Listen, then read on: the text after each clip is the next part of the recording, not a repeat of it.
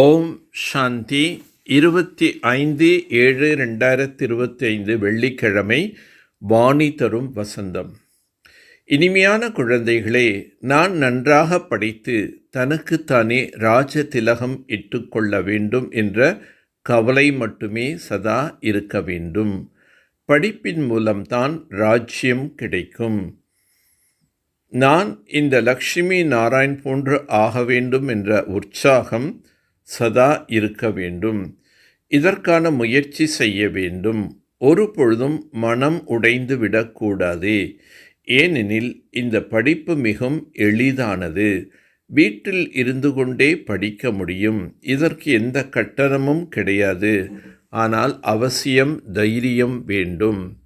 யார் நன்றாக படிப்பார்களோ அவர்கள்தான் உயர்ந்த பதவி அடைவார்கள். படிக்காதவர்கள் பதவி அடைய முடியாது. படிப்புக்கு ஸ்ரீமத் கிடைக்கின்றது. பாவனம் ஆவதான் மூல விஷயம் ஆகும். நல்லவர்களாகவோ கெட்டவர்களாகவோ மனிதர்கள்தான் ஆகின்றனர். தூய்மையாக இருப்பவர்கள்தான் நல்லவர்கள். சத்தியுகத்தில் பாவனமானவர்கள் இருப்பார்கள். அங்கு யாரும் யாரையும் மகிமை செய்ய மாட்டார்கள். யார் நன்றாக முயற்சி செய்கின்றார்களோ அவர்கள்தான் ராஜ திலகத்தை அடைய முடியும். முயற்சி செய்து தனது பாவங்களை அழிக்க வேண்டும். தந்தை புரிய வைக்கின்றார். தந்தையின் நினைவின் மூலம்தான் விகர்மங்கள் விநாசமாகும். எந்த ஒரு தேகதாரியும் நினைவு செய்யாதீர்கள். தந்தையை எந்தளவுக்கு நினைவு செய்வீர்களோ அந்தளவுக்கு தூய்மை ஆவீர்கள் மற்றும் வரிசை கிரமமாக உயர்ந்த பதவி அடைவீர்கள். நல்ல முறையில் தாரணை செய்ய வேண்டும் மற்றும் மகிழ்ச்சியாக இருக்க வேண்டும். படிப்பின் மூலம் உயர்ந்த பதவி அடைய வேண்டும். இதுவே ராஜயோகமாகும். மாணவனின் நடத்தையின் மூலம் இவர் முதல் நம்பரில் வருவாரா? எப்பொழுது தேர்வு முடிவடையுமோ அப்பொழுது உங்களுக்கு அனைத்தும் சாட்சாத்காரம் ஏற்படும். சாட்சாத்காரம் ஏற்படுவதற்கு எந்த தாமதம் ஏற்படாது. பிறகு வெட்கப்பட வேண்டியதாக இருக்கும். நான் தோல்வி அடைந்து விட்டேன். தோல்வி அடைந்தவர்கள் மீது யார் அன்பு செலுத்துவார்கள்? நம்பர் 1 அசுத்தமானவர்களாக ஆக்கக்கூடியது இந்த சினிமா என்று தந்தை கூறுகின்றார். அதில் செல்லக்கூடிய பலர் தோல்வியடைந்து கீழே விழுந்து விடுகிறார்கள். சில பெண்களும் அப்படி இருக்கின்றார்கள். அதாவது சினிமாவுக்கு செல்லாவிட்டால் தூக்கம் வரவே வராது. சினிமா பார்ப்பவர்கள் அசுத்தம் ஆவதற்கான முயற்சி அவசியம் செய்வார். என்னவெல்லாம் நடைபெற்று கொண்டிருக்கின்றதோ அது மகிழ்ச்சியாக இருப்பதாக மனிதர்கள் நினைக்கின்றனர். ஆனால் அவை அனைத்தும் துக்கத்திற்கானதாகும். இதுவே அழிவற்ற மகிழ்ச்சியை ஏற்படுத்தக்கூடியதாகும். அழிவற்ற மகிழ்ச்சி அழிவற்ற தந்தையிடமிருந்துதான் கிடைக்கும். எப்பொழுது முற்றிலும் தமோ பிரதானமாக ஆகிறார்களோ அப்பொழுதுதான் துக்கம் ஆரம்பமாகின்றது. முதலில் சுகமாக இருப்பார்கள். எப்பொழுது அதிக துக்கம் ஏற்படுகின்றதோ அப்பொழுது தந்தை வருகின்றார். தந்தை குழந்தைகளாகிய உங்கள் அனைவருக்கும் ஞான ஒளி கொடுக்கின்றார். இதன் மூலம் புத்தியின் பூட்டு திறக்கப்படுகின்றது. இருப்பினும் சிலரது புத்தி திறக்கப்படுவது கிடையாது.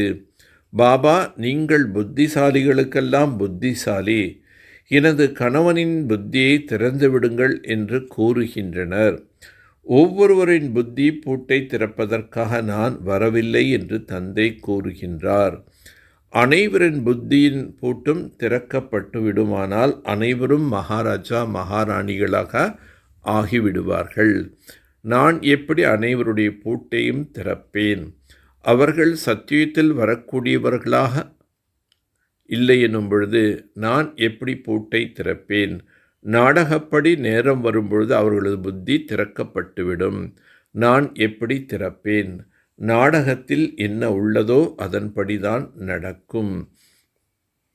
அவர்களின் புத்தி பூட்டு திறக்கப்பட்டுவிட்டால் பிரஜைகள் எங்கிருந்து வருவார்கள்? இது நியமம் கிடையாது. தங்க யுகத்தில் தங்க புத்தி உடையவர்களாக இருந்தீர்கள். இப்பொழுது இரும்பு யுகம். இங்கு தங்க புத்தி உடையவர்களாக எப்படி இருக்க முடியும்? படிப்பு முற்றிலும் எளிமையானது. நினைவில் நல்ல நல்ல மகாரத்தி குழந்தைகளும் தோல்வி அடைந்து விடுகின்றனர். நினைவு என்ற கூர்மை இல்லை என்றால் ஞானம் அம்பு போல் பாயாது. அதிகம் தந்தையை நினைவு செய்தால்தான் ஞானம் என்ற வாளில் கூர்மை ஏற்படும். பந்தனங்கள் இருக்கலாம், இருப்பினும் நினைவு செய்து கொண்டே இருந்தால் அதிக லாபம் ஏற்படும். ஒரு பொழுதும் பாபாவை பார்த்திருக்கவும் மாட்டார்கள். நினைவிலேயே இருந்து உயிர் விட்டு விடுகின்றனர். அப்படிப்பட்டவர்கள் உயர்ந்த பதவி பெறுவார்கள். தனக்குத்தானே முயற்சி செய்து உயர்ந்த பதவியை அடைய வேண்டும். படிப்பின் மூலம் தனக்குத்தானே ராஜ திலகம் இட்டுக்கொள்ள வேண்டும். ஞானத்தை நல்ல முறையில் தாரணை செய்து சதா மகிழ்ச்சியாக இருக்க வேண்டும். ஞானம் என்ற வாளில் தந்தை நினைவு என்ற கூர்மை நிரப்ப வேண்டும். நினைவின் மூலம் பந்தனங்களிலிருந்து துண்டிக்க வேண்டும். ஒரு பொழுதும் அசுத்த சினிமாக்களை பார்ப்பது தனது சங்கல்பங்களினால் அசுத்த எண்ணம் ஆக்கி கொள்ளக்கூடாது. லௌகீகத்தை அலௌகீகமாக மாற்றி அனைத்து பலகீனங்களிலிருந்தும் முக்தி அடையக்கூடிய மாஸ்டர் சர்வசக்திவான் ஆகுக. யார் மாஸ்டர் சர்வசக்திவான் ஞானம் நிறைந்த ஆத்மாக்களோ அவர்கள் ஒருபோதும் எந்த பலகீனம் அல்லது பிரச்சனைகளுக்கு வசமாக மாட்டார்கள். ஏனெனில் அவர்கள் அமிர்த வேலிலிருந்து எதை பார்க்கிறார்களோ கேட்கின்றார்களோ அல்லது செய்கின்றார்களோ அதை லௌகீகத்திலிருந்து அலௌகீகமாக மாற்றி விடுவார்கள். எந்த லௌகீக காரியத்தையும் நிமித்தமாக செய்தாலும் அலௌகீக காரியம் சதா நினைவில் இருந்தால் எந்தவிதமான மாயாவி விகாரத்திற்கு வசமான மனிதர்களின் சம்பந்தத்தில் சுயம் வசமாக மாட்டார்கள். தமோகுண சூழ்நிலையில் கூட சதா தாமரை மலர் போன்று இருப்பார்கள். லௌகீக அசுத்தங்களில் இருந்தாலும் விடுபட்டு இருப்பார்கள். அனைவரையும் திருப்திப்படுத்துவதனால் முயற்சியில் தானாகவே முன்னேறி விடுவீர்கள். சங்கல்ப சக்தியை சேமிக்க வேண்டுமென்றால் எந்த விஷயத்தை பார்த்தாலும் கேட்டாலும் வினாடியில் முற்றுப்புள்ளி வைக்க வேண்டும். பயிற்சி செய்யுங்கள். ஒருவேளை சங்கல்பத்தில் ஏன் எதற்கு என்று வரிசை வந்துவிட்டால் வீணானவைகளின் படைத்து விட்டால் அதை பாலனை செய்ய வேண்டியிருக்கும். சங்கல்பம் நேரம் சக்தி அதில் செலவாகி கொண்டே இருக்கும்.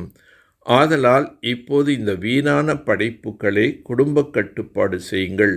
அப்போதுதான் எல்லையற்ற சேவைக்கு நிமித்தம் ஆக முடியும். நல்லது. ஓம் சாந்தி.